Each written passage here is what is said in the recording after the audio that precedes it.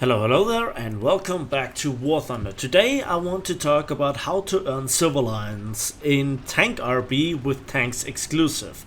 And don't judge me in the first few seconds when you see the Cobra King, because it's not about this tank's overall performance that we will see today, and the results at the end of the battle will be examined into detail, and they're a bit surprising. And to be honest, I never really looked into how to earn silver lines with tanks. So for me, it's also a little bit of a learning process. Of course, overall the general rules in War Thunder, of course, I know of, but the very little details that have to be learned by me as well, and also how to wrap them into nice sounding words for YouTube, for you guys. And so I did a little bit of research within War Thunder, and I did also a little bit of research within the tech trees, and there was one thing that stood out, and that is of course the massive, and I mean massive discrepancy and performance overall potential difference in the earnings of the various premium tanks. Yes, you heard me right, premium tanks. And I'm not comparing here tier 1 to tier 5 tanks. Of course, tier 5 and 4 premium tanks have a relatively good modifier. And what that is, I want to explain right now. So this is the first path to the overall knowledge, what you have to look for. On the left you can see the overall stat card of the Jumbo Sherman or the Cobra King, and then on the bottom, or the top right corner rather, you see what's little down there at the very bottom of the stat card, and that is the maximum vehicle research efficiency. It goes from rank 1 to rank 4, and from rank 5 and 6 you have then also a reduced income in terms of research points. Furthermore, we want to have a look at the overall calculation for the silver lines, which is the bottom line. And there you can see the first modifier is 1.4, then the yellow one 2.0 is for the premium, and then there is another modifier that where a lot of things are summed up. 100%, that is the basis for every single tank in the game. Then 50% plus percent in terms of premium account, and then for me the blue one is a silver line booster that I just activated of 15%, overall 462%. First of all, that explains why we have such a discrepancy between planes and tanks. And furthermore, how can you now boost this? But before we talk about this, let's have a look at some other stat cards. And here we can see the stat card from the German Premium KV1 with the German 75mm, and we can see that the modifier is slightly different, because instead of 1.4 we have here 1.3, and that is a tank of a higher battle rating. So the higher the battle rating is not automatically telling you which kind of modifier you have. Let's have a look at two reward tanks that have premium status, shall we? And surprise, surprise, the German KV1B, which is a rather rare reward tank, has a modifier of 0.7.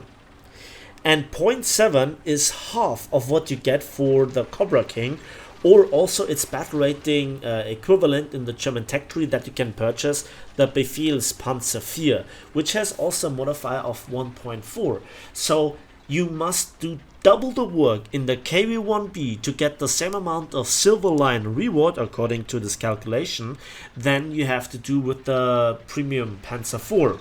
And then this one.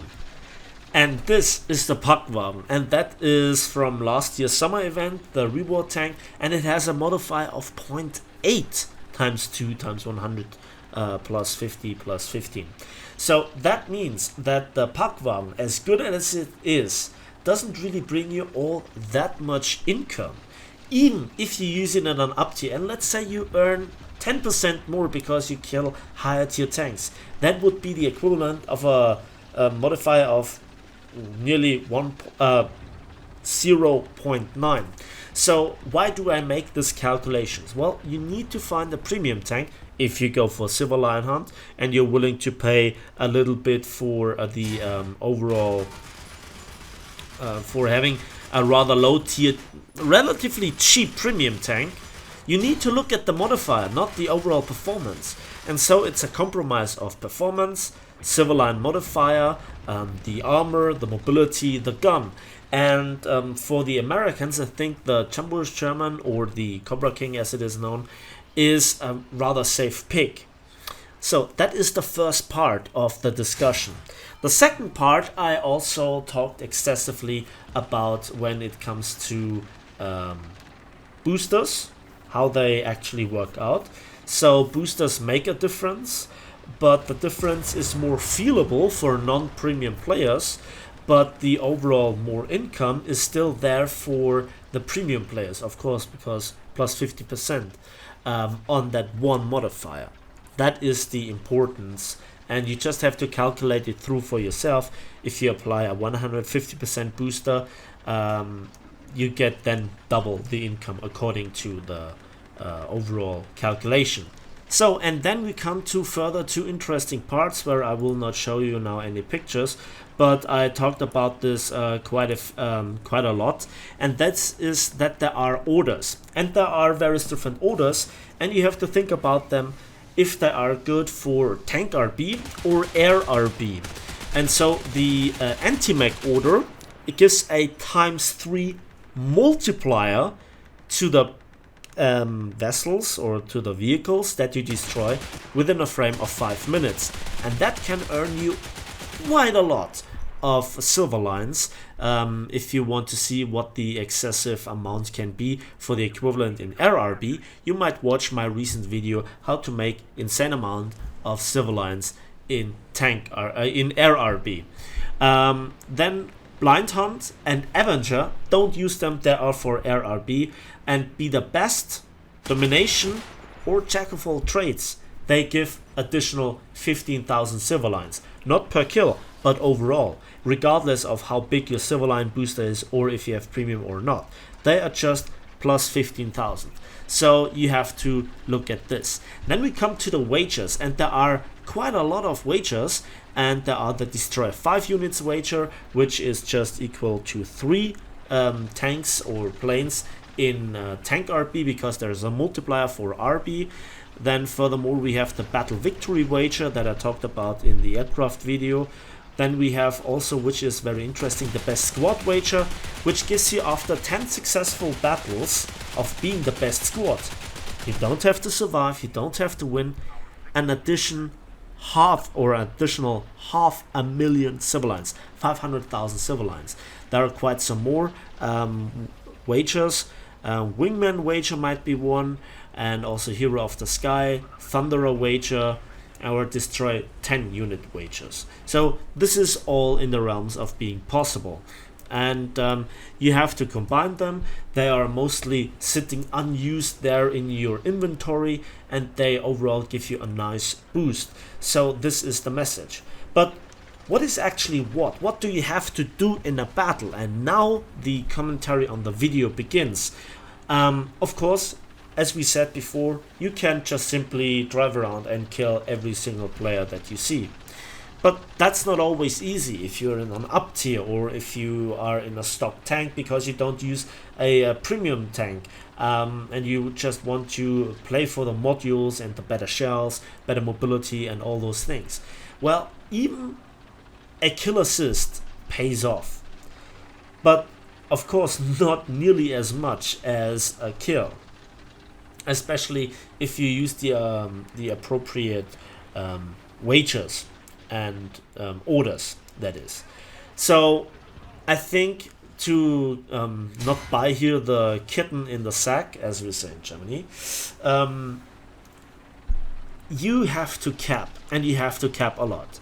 Just to give you a short insight in how much a cap is worth, it's roughly 3 times as much worth in terms of silver lines than a kill, and it is therefore equal to an air RB kill, and we will see that later on in the results. So can you boost that? Well, not really, sadly. It is kind of hidden there in the be the best or be the best squad, where you can use that, because regardless of how long you participate in a single capping, you always get 300 score points, you always get 300 spawn points as well. But the amount of silver lions of course vary. And as it turns out, it seems like even if you participate the full duration of the decapping process, counts also to the capping process. So you might leave out the decapping process if you're alone and drive out of the capture zone to not be the obvious target, and then when it's completely decapped or grayed out, then you participate and you get the full nearly 11,000 silver lions, at least in this battle, with the 15% booster, premium account, and the premium status of the tank. But it really adds up, and so the perfect combination obviously is that you cap a lot, and just when it's appropriate you kill somebody. So if somebody is in your way on the way to capping.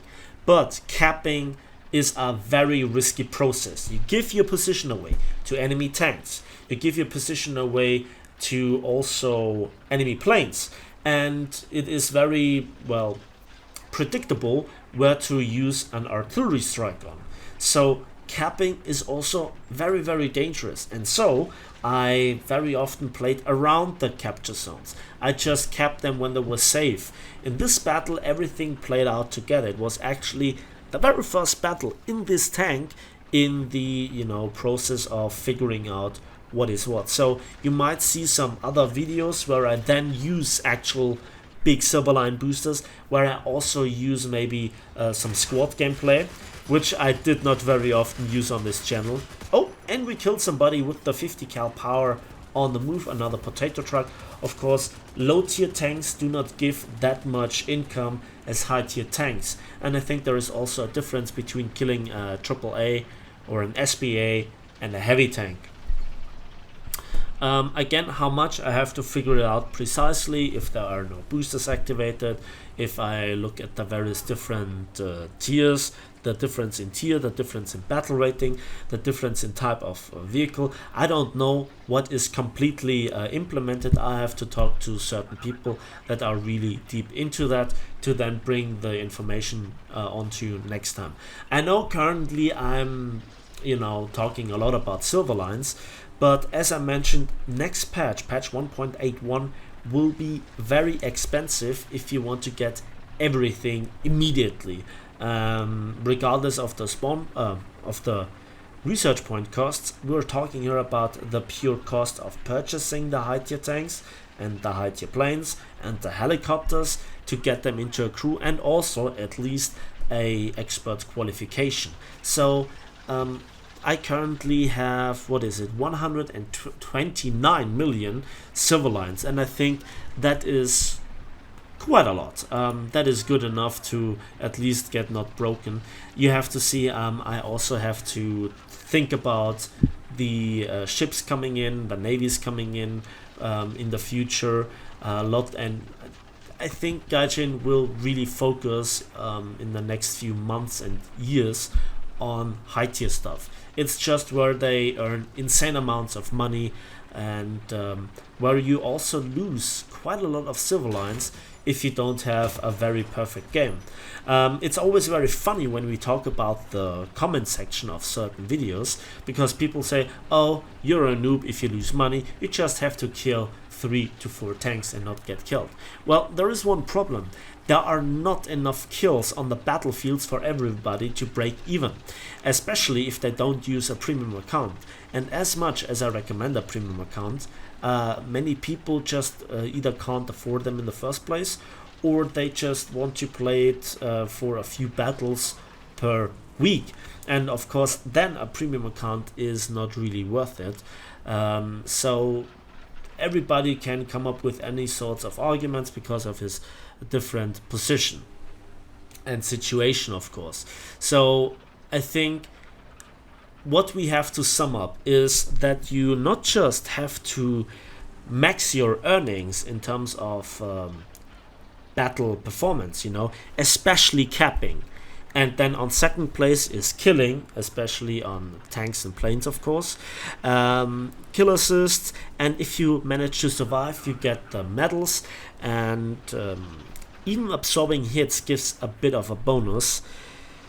Then, furthermore, you have to sometimes cut your losses. Sometimes the enemy team has steamrolled your team, but you have enough points to respawn. But why would you respawn if you already know, or it's very likely, that your spawn zone is already shadowed by enemy tanks that want to do spawn camping? So you spawn, and immediately after you just roll forward for 50 meters, somebody comes in and just shoots you in the sides, and you lose your tank, and the only thing that you gained is additional repair cost. So sometimes if the battle is lost, don't respawn. I know this is very debatable, but at the end of the day, this is how it is. And then also plane, you can fly back to base and just land, repair your arm, and then bail out without having to pay the repair costs. And some tanks are just way too expensive to be afforded. And see, here I just had absolutely no booster in this battle, no civil line booster, no order, no wager, and due to the insane amount of capping, for 5 caps I got stock without all the modifiers 49,000 civil lines, but for 6 kills I just got 16,600. So for nearly the equal amount of kills to caps, I got 3 times the amount of money. So capping is worth quite a lot. If you then add up the winning and the achievements, as I said, amongst them 2 3/4 the survivor medal, you get another 10,000. It just adds up. And I know this was a very nice battle, but this is how you make money with tanks: capping, killing, surviving. So I think that's it for me today. I hope you enjoyed this video. This will not be the very last video, and I will also hopefully talk about how to play with your team members, what you should especially to look forward for then to fulfill the orders, to fulfill the wagers, to get, you know, additional big pieces of money. And we will also have a look at other tanks throughout other nations that also have good modifiers. That's it for me today, so thanks for watching, thanks for listening. I hope you enjoyed this video. Please give it a like if you did, subscribe if you want to see more, recommend this video to your friends, and we'll see each other on the battlefields of War Thunder.